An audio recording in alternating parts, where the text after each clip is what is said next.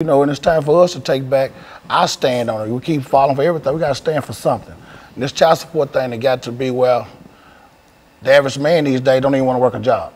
You know, they taking half his check. The child at home don't get the money. The state taking all their money. And then you left with $100, $200 to feed for 2 or 3 kids. So that's what we men know. We taking back our lives. We're addressing the issues now. It's time for us to, you know, do what we need to do to get these fathers back home. Maybe we stop some of this gun violence, you know, because the father's not there, he can't raise his kids. But if you bring a father in, he can discipline his kids. The state can't do it by itself no more. Now, when we talk about child support, and I think a large number of members of our audience might think in terms of supporting that child for a certain amount of years and et cetera. But what's your view in terms of child support, which is to say that you are paying for your child, yes, sir. But at the same time there are some issues that you like to deal with. Yes, sir. I found out just the other day. I'm advocating child support every day. I just found out the other day I was with my kid's parents, my kid's mother, 24 years, and I just found out the other day I'm $139,000 behind on child support payments. So how that system add up? I was with my kids every day of their life, all 3 of them, but I'm behind. I take care of my kids. You know, it's how the system is trying to portray us as not doing, but because we're not paying the system. But we keep paying the system, we can't feed the child. We got to have something for a man to live. And so, are you still with your wife? No, sir. But you're still paying for to support your children every day. And you feel that they're taking more money out of whatever salary you have. Yes, sir. And some of that money does not go to the child. None of the money go back. But the money, for the most part, goes to the state. Yes, sir. What do you think about that, Mr. Watkins? I mean, it is true. As you just asked me, about going towards child, it's true. I've had the mother me called me and asked me, well, when is your job going to send the money? I said, what do you mean? It's coming out of my check. Well, they send it when they want to send it. And it causes conflict within the household. I've lost a house. I lost my family. I've lost cars. I've lost jobs and everything. I've lost my freedom over child support. And, you know, it took a real big toll on me mentally and emotionally because, you know, I desire to be home with my kids. My kids are my everything. And to take me out of my home because I fell behind on a bill, you know, that's like, come on, man, you're not just taking me out of home. What do you mean when you say to take you out of your home? How does that? When you take a person out of home, when you take a person's job from them, what is that man gonna do? He's gonna wind up trying to figure out a way to go out here and get some money. Right. Because if you love your kids, you're gonna revert to anything in the means necessary to get money to feed your kids or do what you can do. So yes, I've made some choices in life to where I started going towards the street life. Because of why? Because every time I turned around, I was getting harassed. I was getting harassed by the judges to the point to where they was like, well, this is the state law. So is it state law? Then okay, if I can't make this money, you taking all the money, my kids not getting fed, my lights getting cut off, this is happening. Well, I got to go out here and find another way to get this money because not only am I hearing from you all, but I'm also hearing it from her. You know, and when all that comes into play, it pushes a man outside that household to where he's looking to where, like, man, what am I gonna do? So when we sit up here and we look at these other young men out here on these streets and they trying to do different things, you know, when I talk, when the first thing come out of their mouth, man, I gotta feed my kids, man. And you know, it's like, that's where that destruction come in. So me and PHawkins, we have been through it and we have fought through many things to try to maintain a fatherly relationship with our kids and everything, which we still do. Just because they took us out the home don't mean we still ain't in our kids' lives. But we still try to you know, educate the younger men, the future and everything to, hey, we're gonna try to get some help because I know where you've been, I know where you're going and stuff. So, Phil, when you think in terms of child support in Tennessee, what would you consider to be the most destructive thing that the state of Tennessee is doing in order to either help you or prevent you from really supporting your children? I mean, the first thing they're doing, they need to let the dads or father be a father. The state cannot raise or come in a household and raise kids. And that's what they're doing. They make sure the father's not there by leading the mother wrong, Make sure the father not there. So there you go. You got a son and daughter just being raised by the system. And we already know that's going to lead to a broken cycle. So we out here now trying to bring that cycle to fix the broken cycle. You know, to get this right. Bring the fathers back in the home, take care of the kids, take care of their families. It's just a man-up process. You know, we need help with it. And so if the state is paying that household child support, the father cannot be in the household. Is that what we're saying? That's right. And so which means that I think, as you were indicating, Mr. Watkins, that sort of pushes you out into the street. Yeah, you see, in order for her to receive.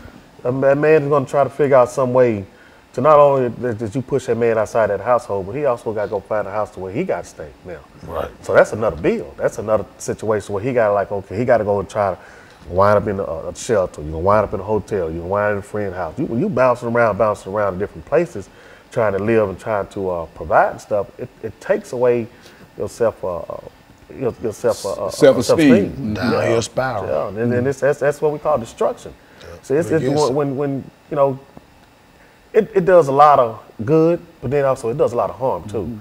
Because when you take that man out of that household, then you got these young boys running around here, and then you telling me I can't discipline my child. Then you go to school, you get in trouble, you get secret indictments out on you because of you discipline your child because your child stayed there. Well, the man in the household doing something wrong, so let's get him out of here.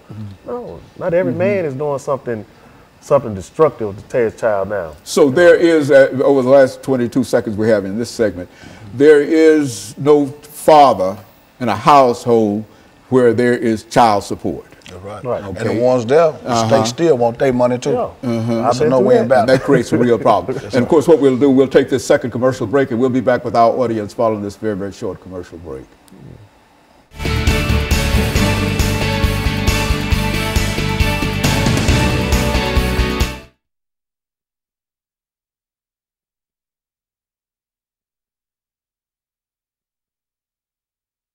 Whatever you want to say in reference to it, because I mean, a lot of folks don't seem to understand this. I mean, when we say that he has to pay child support, we only think in terms of whatever child support that comes in. But the state takes that money. Yeah. If you got a job, the state takes your money before you get your money. Yeah, child support is not just taking money from you. Child support is being in that child's life.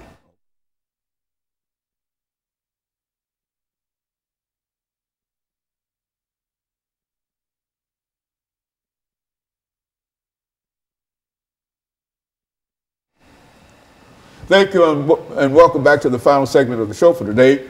We're talking to Mr. Hawkins and Mr. Watkins in reference to child support in the state of Tennessee. And let's see, Phil, if we can pick up with you this morning, and to have you to talk to our audience this morning about some of the issues that you have to face if you have to pay child support and how long that child support can be and et cetera. And then you say as much as you wish to about it over the next 10 minutes. And then Mr. Watkins will end us for the day with some of his observations in reference to it. Let's do it from that perspective. Right now, child support, currently you got to pay child support as long as that child is attending high school or they go to college, you still got to pay child support.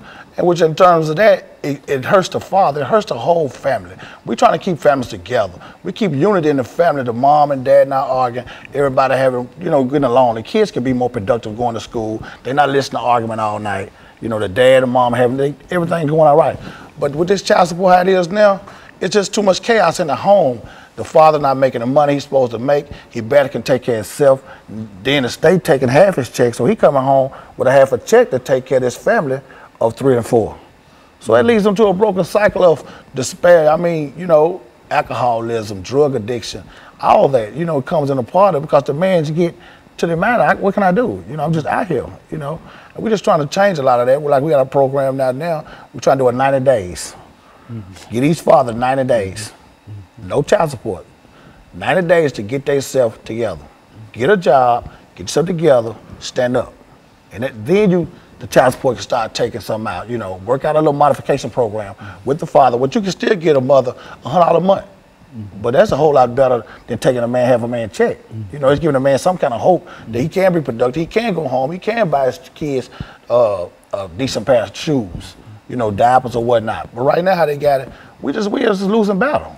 You know, we have to reform this. And so, Mr. Watkins, there are a large number of men, not only African-American men, but specifically we're concerned about African-American men today in reference to what we're talking about here. But there are a large number of African-American men that get caught up in this system of child support. If they get a job, you're telling us, then whatever that pay is, the state intervenes and takes part of that money before he can get the. Is that what we're saying here?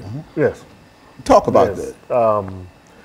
Yeah, you know, when a man comes, you know, goes to court, I've been in court situations where a judge actually told me I'm living in the household with my kids, the mother, and everything, and asked me if I pay child support, and I said, yeah. I'm thinking they're going to say, okay, you in the household, so we're going to stop it. He asked the mother, was he helping? She told him, yeah. Turn around, judge told me keep paying. You know, that's just one of the situations. Another situation is when a woman can call, a man can get out of jail. After he done his 81 days, 82 days, he can get out of jail, and they'll give him a review date to go back to court. And in that review date, that woman has the ability to call the judge and say, I want to speed up the process. So if that man doesn't have a job within that time the judge has allowed, well, guess what? He's going off back to jail. And so child support in the real sense has the ability to land folks almost immediately in jail, and then take half of the paycheck. And on top of that, not only that you go to jail, but you also still pay child support. Yeah, child sitting there. Still accumulating. So it's a law, they say, and there's nothing. It doesn't stop. It just does not stop. Just because you sit up there doing 90 days, 80 days, 6 months, 8 months, it doesn't matter. You're still gonna keep paying. You still gonna keep paying in one way or the other. While you sitting there in jail doing nothing, or you sit out here in the streets doing nothing, they still gonna want that money. Now the state done done away with the father. What's going on with the kids at home then? You know, the father not here. What's going on with the kids? The son growing up, he watching the neighborhood drug dealer. The daughter growing up watching her brother with the money. She want a boyfriend with the money now. She got a broken cycle. Here she goes, she's in the projects, she's pregnant with a couple of kids. The cycle continues. We have to reform this child support, but like you said, the black man, we're in trouble. Yeah. We won't have a second generation. How things going now? We got too much going against us as it is. You know, we're trying to stand up and man up. We going out here every day, we feeding homeless. I mean, we buy our own personal money, you know, socks, t-shirts, take to the homeless camps. We feed them hot dogs, hamburgers, you know. We go to the inner city, take over the kids, reading books at schools. We're doing all this to show the kids that, you know, they look forward to seeing us. We got a junior Firebird football program coming up out of Pearl High School. With those guys every day, the little fellas, we teaching them along the way, you know, how to man up, how to be young men, you know, by reading skills and math skills. So it is things that men can do out here that we are positive. You know, instead of keep getting a bad rap for all this violence, it's good men out here. And we just want to be known. You know, I mean, you know, and then another thing about it, the state does also use the child support system. They make it seem like it's benefit the woman, but they also, what is also doing is manipulating her to get that man out the house because they'll tell the woman, okay, well, if he's not, well, we're going to make him pay or we're going to send him to jail. And by the time the woman's got fed up with so much stuff, you know, her mind is going in a whirlwind and she's looking like, oh, what am I doing, what am I doing? So when the argument started inside that household, when that fighting started in the household, then that man is pushed out that household, and if he starts getting on his feet trying to do better, that woman gonna want a piece of it right now. And say, well, we need to go get it right now. So you got to give a person a chance enough to say, hey, okay, you got to let a man be a man and let him in his household and work it out. Because you keep pushing him outside that household, you just continue destroying that house. And when you do that, then that's when you're gonna see a whole lot of jail system filled up. I look at this, I think they building up another jail right now. Modern day slavery. Well, look here, is there any effort, and I think that you've already mentioned that there's an effort on your part to deal with the state legislature to pass a law and et cetera. What would such a law be like? And, what would such a law say? There'll be a 90-day program. In this 90 days, a man can man up, get a job, get himself together, get housing, get adequate clothes to go get a proper, a job, a better job if need be, where he can reach a child support level or balance out. Okay, within this process, each month he would get a mom in return $100. He's trying to get himself back up, just redeem himself. That's what we got to do. We have to have that 90 days before they got a bill out now that's saying, when you go to the custodial parent and y'all can make an agreement to pay your child support on time for a year and they'll waive all your back pay. But these men need some immediate. What if they don't have adequate shoes to go to an interview? Give them a chance to get on their feet where they can be productive citizens and then go into it. A person who might be arrested, Mr. Watkins, we're saying, for not paying child support, that he serves his time, and as soon as he's out of jail, he's been in jail for whatever that time might be, and as soon as he's out of jail, he has to immediately start paying child support. That's right. Is that what we're saying? And that's why you feel that there ought to be some kind of reform within the system. Help us out. We gotta give us a time frame. 90 days. We can get out, get on our feet, get a nice decent job, get adequate clothing. To be productive. You just coming out of jail, you behind. Everybody needs assistance. Sometimes there's a lot of men who didn't choose the right path, but a lot of men who have. You have men in the household that's all working, that's all taking care of their kids, and they still is in the child support system. So it's a no-win situation for us. So it's a real problem when a mother decides that she's going to have that individual, her husband, to pay child support. That has created a real problem for him. Is that what? Yeah, because you're taking a man's self-esteem away from him, because a man that's living inside a household, taking care of his kid, prides himself off of that. And when you keep talking about money, and then this man go out and work a legal job, and you make him feel like, hey, it's not enough money. you take his self-esteem down to where that'll break a man down to the point where he stopped doing other things. And like I said, destruction could come to where you could be turned to alcoholic or drug abuse and all that. And it's